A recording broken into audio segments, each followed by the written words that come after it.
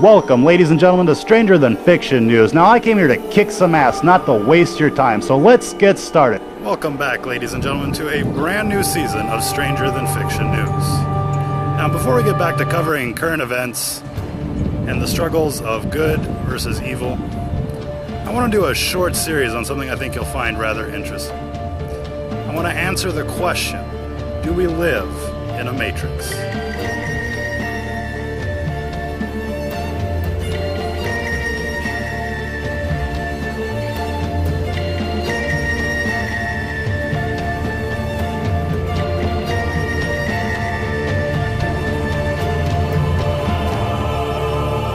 Now, to answer the question correctly, do we live in a matrix? We first have to define what a matrix is. What are we talking about? What do we mean when we say a matrix? Today, when people think of a matrix, they think of it like the movie The Matrix, where people are connected somehow to a neural network so that they can live out their lives in a virtual reality. But perhaps there is a better definition, a simpler definition that will allow us to understand what this concept is really about. So instead of using the word virtual to describe our reality, what we should be focusing on is the idea of a constructed reality. Do we live in a constructed reality? That is really the question that we're asking here when we ask, do we live in a matrix? Either our reality is a constructed reality, a matrix, or it is a reality that is the product of a random sequence of events. One way or another, we either live in a matrix or we do not. We either live in a constructed reality or we live in a reality that is the product of a random sequence of events. Now, if you paid attention in high school, you absolutely know that we live in a reality that is the product of a random sequence of events. First, there was the Big Bang, and then things evolved over time into what they are today. So that should pretty much end our discussion on the matter. We cannot possibly live in a matrix in a constructed reality because things came to be through a random process. Well, what if I were to tell you that there is more to this story, that there is scientific evidence that suggests that things aren't random at all? How would that affect your perception of the world around you? Well, we're about to find out. I'm going to construct the argument that we do live in a matrix, that we do live in a constructed reality and not a reality that is based on a random sequence of events. In short, what you are about to hear is going to change your life forever. But before we can reach the peak of this mountain, the peak of this discussion, we need to start at its base. We need to start simple and work our way up. To begin, I want to focus on a couple of obvious examples of constructed realities and compare them to their random counterparts. The first example I'm going to bring up is that of a book. Any book will do. And if we are to ask ourselves the question, is that book a constructed reality or is that book the product of a random sequence of events? Again, this example is obvious, but the point here is how do we know? How can we rationalize the answer to our question? Well, firstly, to get a book in this example, we need a language. We need an alphabet. We need to be able to arrange letters into words, words into sentences, sentences into paragraphs, and so on and so forth. This arrangement of letters and words can be described as information. Yes, information, and that is the key. That is how we know that things are constructed. Because we know to get information,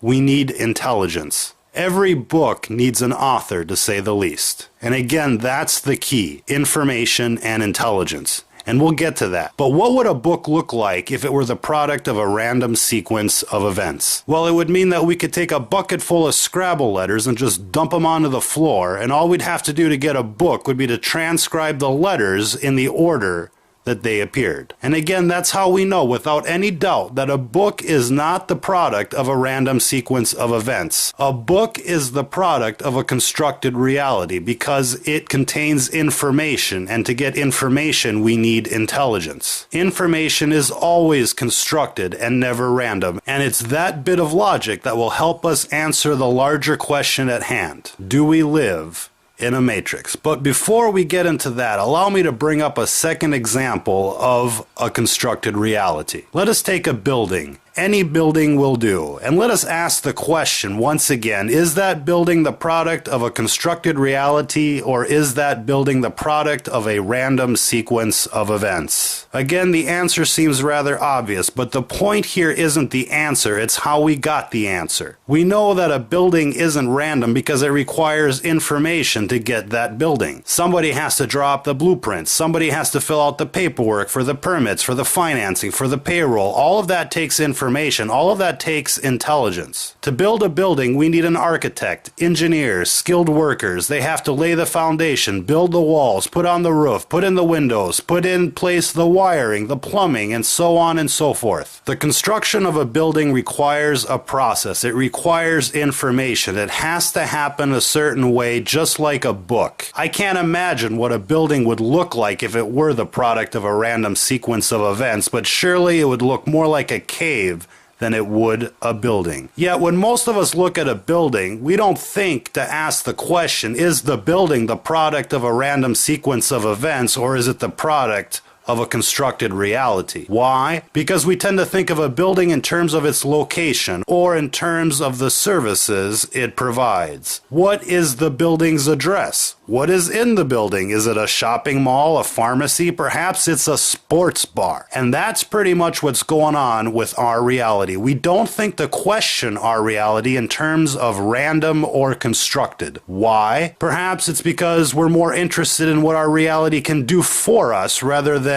how it even got there in the first place. Perhaps it's something else. The point of these examples, again, that of the building and of the book, is to show the undeniable relationship between information and a constructed reality. Because if we can prove that information is involved somehow, then we can prove that we are talking about a constructed reality that required intelligence for it to be there in the first place. With all of that said, after this, there's no turning back. Are you ready for the blue pill? Now remember, in high school they tell us that our reality is the product of a random sequence of events. First there was the Big Bang, and then there was evolution.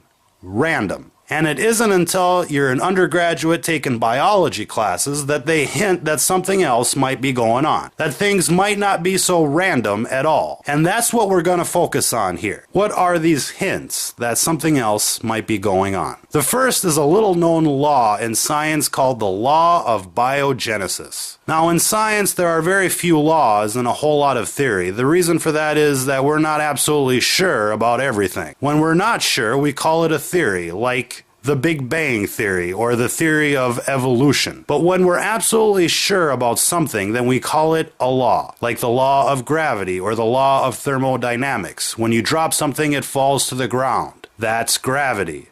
When something is so obvious and that you can't possibly argue against it, well, then that's a law. And that's what's going on with this law of biogenesis. It's that obvious. Now, you may never have heard of this law of biogenesis, and that's because they try and rush it past you as fast as they possibly can, because it begins to refute everything you've been previously told. So what is this law of biogenesis? Well, it just simply says it takes life to get life. You can only get something living from something that is already alive. Well, that sounds pretty obvious, doesn't it? You can't get a chicken from a rock.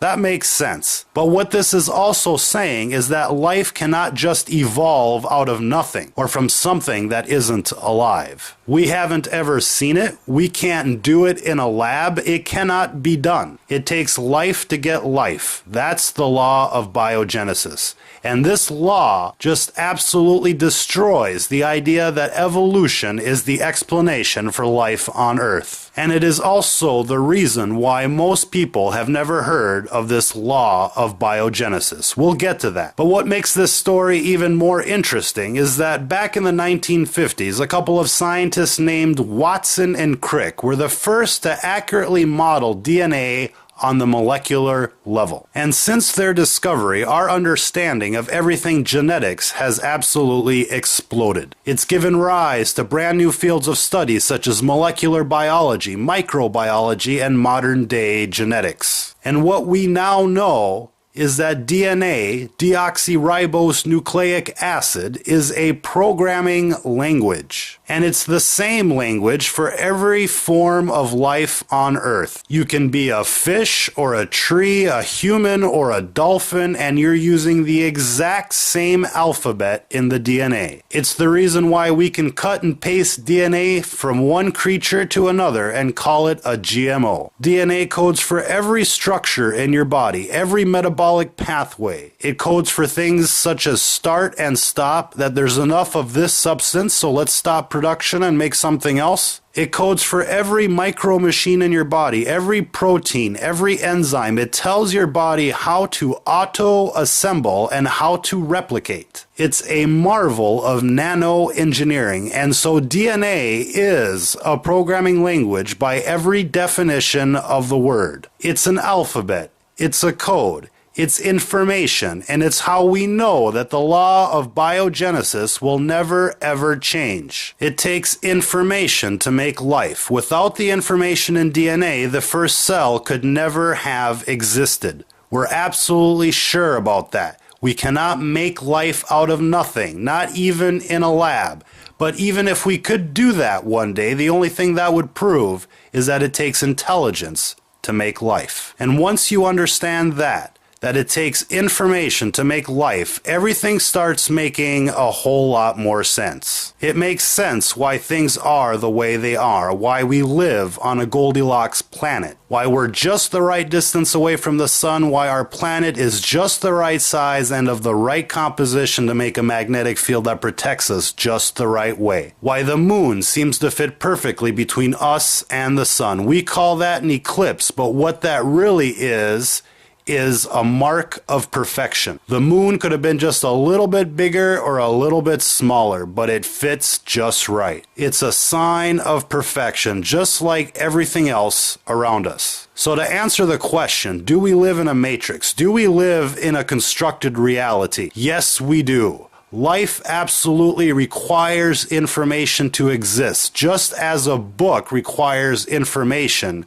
to be a book, just as a building requires information to be a building. The question you should be asking yourself now is, why weren't you told about this as a child? Why the illusion of a random reality? Well, obviously, somebody out there doesn't want you to know. They want you to be as ignorant as possible.